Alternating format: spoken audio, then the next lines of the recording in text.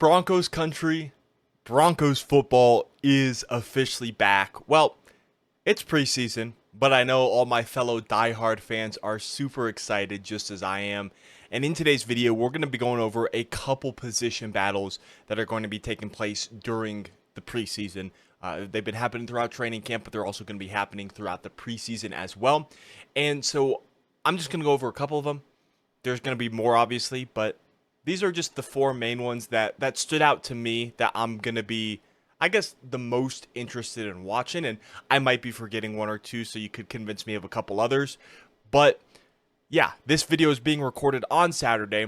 I wanted to record it last night and then release it early this morning so you guys could watch it, but I didn't really like the structure of that one. That one was more of a ramble type of video where it was just going off the top of my head, wasn't really structured. And that's fine, but when it was late at night and it wasn't structured, my brain kept wandering, repeating a couple of the same things. So I just decided to start fresh and go ahead and make this presentation. But yeah, we're going to be going to a couple of position battles. I can't wait to watch the Denver Broncos in the preseason tomorrow, which is Sunday. I think we're one of two games on Sunday.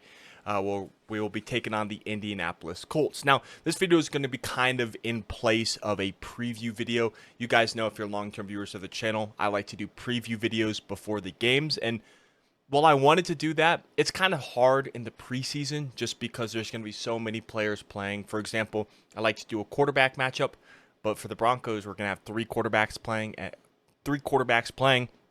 And the Colts most likely are going to have four quarterbacks playing. So, you know, it's kind of just a little bit difficult to do that way. So this way, it's just a little bit easier. We get to highlight a couple of other players and just get to watch these players in the position battles. But with that being said, I just want to ask that if you do enjoy the video, make sure you leave a like and subscribe to the channel down below, as the support is greatly appreciated. And always, I do have to remind you that Jesus is King, and I pray that you give your life to him as he has got a plan and a purpose for you. And I just truly hope that you accept Jesus with your whole heart and believe that he died on the cross for your sins, because he's what gets us to heaven. A lot of people think it's how many times we read the Bible or how many times we go to church or how many good works we do. And well, those things are good and we should want to do those things. The sole thing that saves us is Jesus' sacrifice on the cross and resurrection from the dead 3 days later. Now, I know a lot of people aren't going to like that I'm saying that, but I don't care. It's important to me, and it's going to be kind of a main point of this channel. So I'm going to say it before every single one of my videos. So yeah, I know a lot of people aren't going to like it, but I don't care. But yeah, with that being said, let's go ahead and jump straight in to the position battles. So, starting off with what I think is the most fun and most obvious position battle, it's going to be the quarterback position battle. Now, I think Bo Nix is going to win the job, spoiler alert, but let's go ahead and let's break down the different quarterbacks that are going to be competing in this position battle. As you can see a photo here of Bo Nix and offensive coordinator Joe Lombardi. But yeah, Bo Nix, he has looked the best so far in camp. Out of all the quarterbacks between him, Jarrett Stidham, and Zach Wilson, which I guess I spoiled the other quarterbacks, but you know that if you're a Broncos fan. But he's looked the best in camp so far. From everything that I've seen and everything that's been reported so far, Bo Nix has looked the best. And, you know, Sean Payton could very well start a rookie quarterback for the first time ever in his career. And Bo Nix looks really comfortable in Sean's offense. And I think that was a big selling point for Sean when they went to Bo Nix's pro day at Oregon. They gave him the Broncos offense, and he learned it overnight, essentially, what they gave him. And he was able to, I guess, recite it and then perform how it should look on the field the next day. And that was a big part for Sean, how fast Bo was able to learn the offense. And he looks comfortable in it, and it looks like Bo has learned Sean's offense and has gotten it down to a T almost. Obviously, I don't know the ins and outs. Maybe there's some things he still needs to work on that are being kept on the inside, but from everything we've seen, everything we have seen, Bo Nix has looked amazing so far. He's the most accurate quarterback out of all the Broncos quarterbacks, and that should be no surprise. When we drafted him, he was the most accurate quarterback in college football history. I think completing 77% of his passes. I don't know if that was the exact number. It was around 70% of his passes.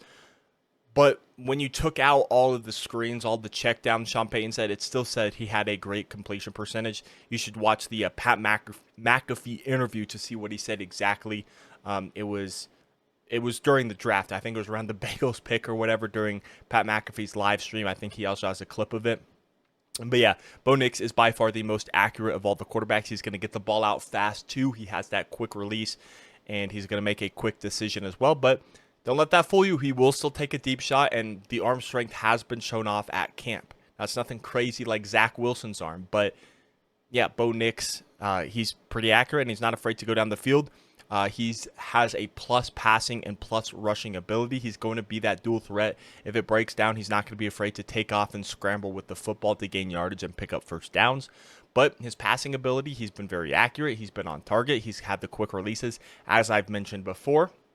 And Bo Nix has gotten most of the first team reps recently, which is trending in a good direction for him to be the starting quarterback week 1 versus the Seattle Seahawks. Now going on to the second quarterback, that is going to be Jarrett Stidham, and he most likely is going to win the backup job. I think he'll be the quarterback too, but don't count Zach Wilson out because the Broncos, we could very well carry 3 quarterbacks on the roster. Now, for Jarrett Stidham, he is the incumbent quarterback. That's why he will be starting this week versus the Colts in Phase 1, according to Sean Payton. He's the incumbent quarterback.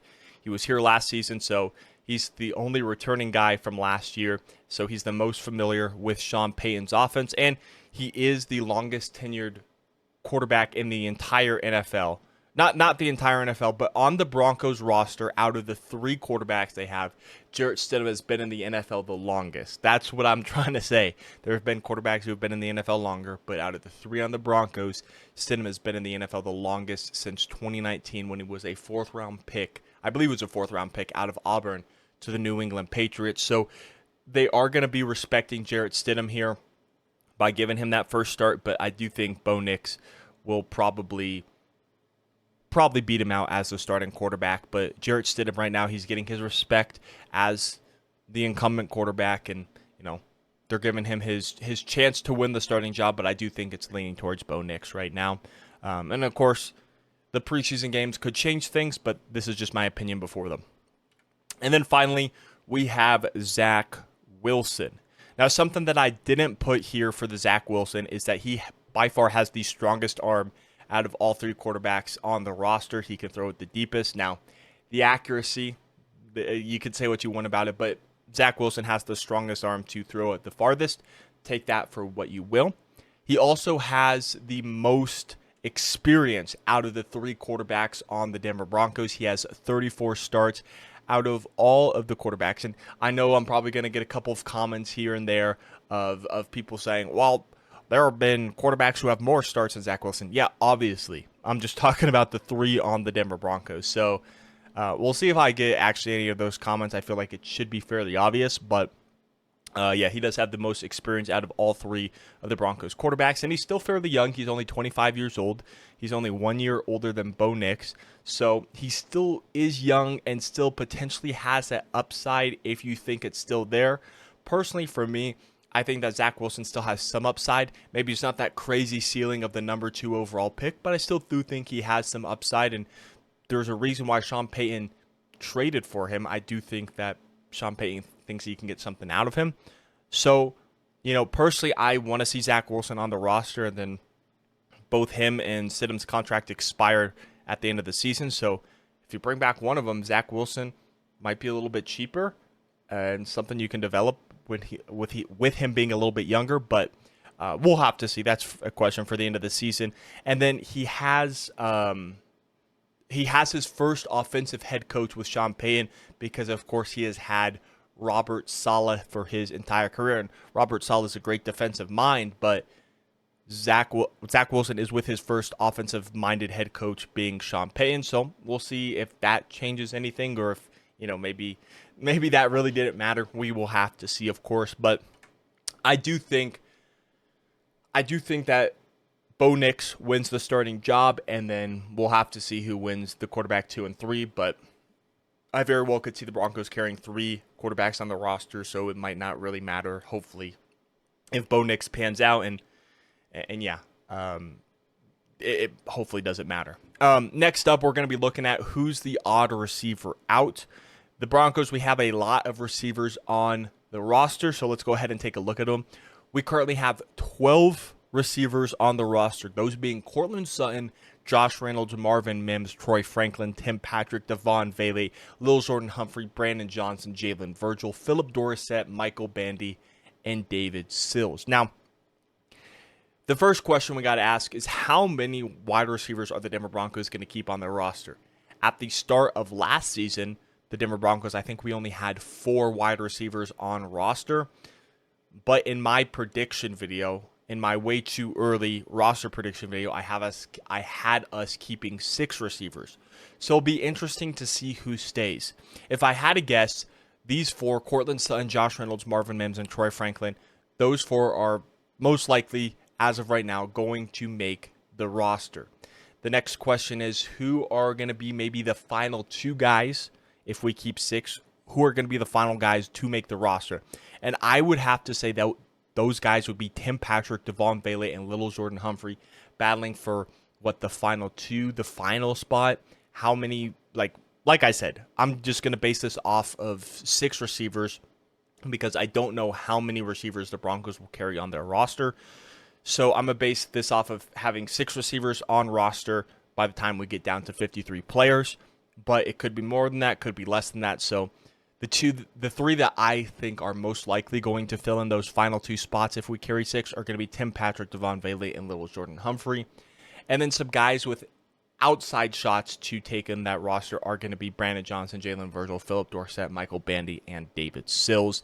I think out of those 5, Brandon Johnson and Jalen Virgil are the most likely. Phillip Dorsett, he's a veteran. I don't know if he makes the roster, maybe practice squad. Michael Bandy, he's a speedster, or I guess he's a faster receiver, maybe practice squad guy. And then David Sills might also be a practice squad guy. So those are how I see the receivers panning out. If I had to guess right now, it's so tough. Right now, I'd say Courtland Sutton, Reynolds, Mims, and Franklin. Courtland Sutton, Josh Reynolds, Marvin Mims, Troy Franklin, Tim Patrick. Those 5, I would say, make the roster. And then if we keep 6, to me, it's a toss-up between Devon Vele and Lil Jordan Humphrey.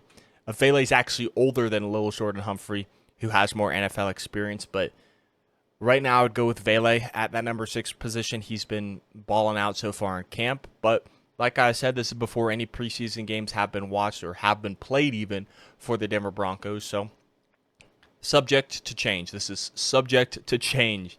Next up, we have the anchor of the line. Who will be anchoring that offensive line at the center position? The center position is a very important job. Obviously, you got to have a good transition of the snap to the quarterback, and then you got to explode off the line to block. And the center is typically the anchor of the offensive line. And with Lloyd Cushenberry leaving to go to the Tennessee Titans, there's a competition for who is going to be the anchor of that offensive line to gel everyone together. And there are 3 names that I think could potentially win the job. I really think the first 2 are really competing for it. Those would be the guys who I would start, but we'll see how Sean Payton sees it, how, of course, Joe Lombardi sees it. So we will see. The first guy is going to be Luke Wattenberg. And Luke Wattenberg was a 5th-round pick in 2022. He was part of that George Payton, Nathaniel Hackett draft, right? That was 2022. Yeah, that was 2022. He was part of that Nathaniel Hackett, George Payton draft, which we'll have to see. Hopefully that pans out a little bit better in the future. But he's a guy, or he was out of Washington, drafted out of the University of Washington. He's a guy who can play both center and guard, so he has that versatility. Right now, he's competing for the starting center position, and it sounds like he is kind of the leader of that battle right now. All the reporters were asking about Wattenberg when Bo Nix was up at the podium answering questions. And so right now, it kind of sounds like Luke Wattenberg is leading the way. It sounds like he's getting the first team reps. But, who knows Sean Payton? He likes to keep things secret, so we will have to see. But right now, as things are looking, I think Luke Wattenberg is going to win the job. But someone who I kind of hope wins the job is going to be Alex Forsyth. Now, Alex Forsyth was our 7th-round pick in 2023, and he was teammates with Bo Nix in 2022 at Oregon. So they had that familiarity with each other. Alex Forsyth was even polling, or I guess not polling, but he was giving the Broncos good information on Bo Nix, telling him how good of a leader he is and all that info as he worked with, of course, Forsyth at Oregon. So they do have that familiarity with each other.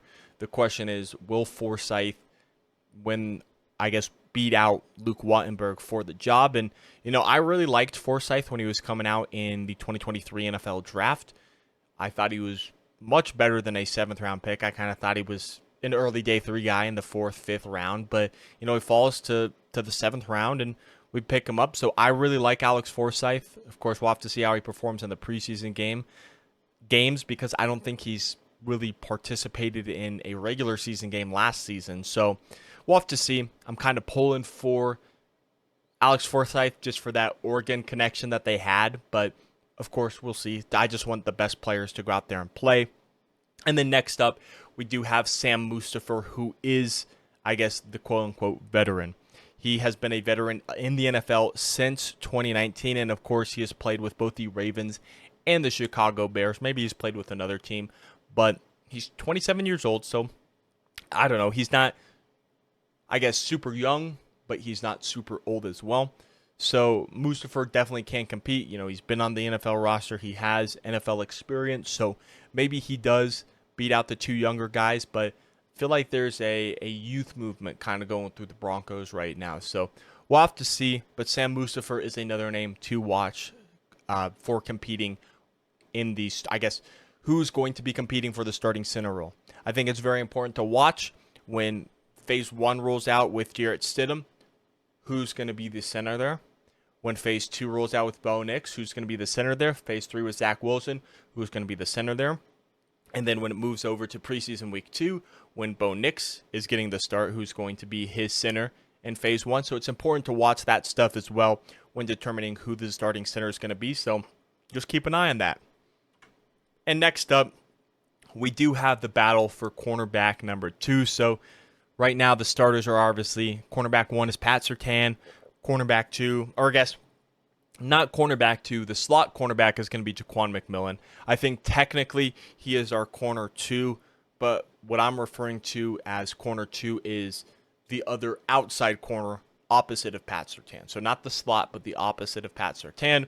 And there are a couple of candidates who I see leading the way.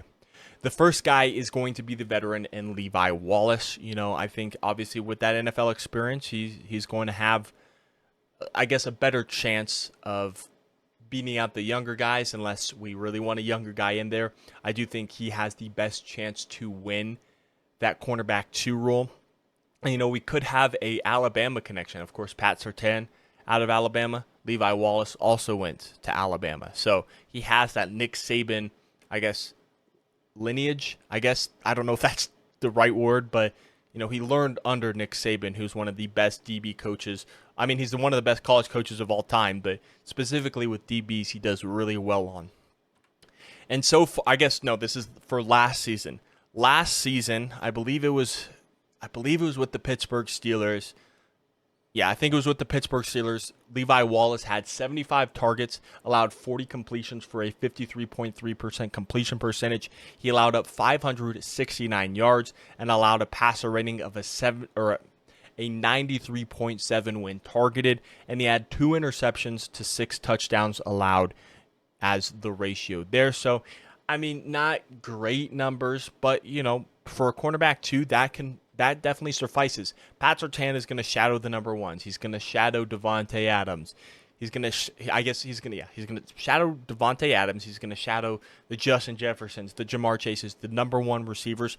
Pat Surtain is going to shadow. So Levi Wallace will be matching up against cornerback number 2s, and that will play. We had Fabian Moreau last year, who was the veteran, and I think Levi Wallace could very well fill that void left by Fabian Moreau.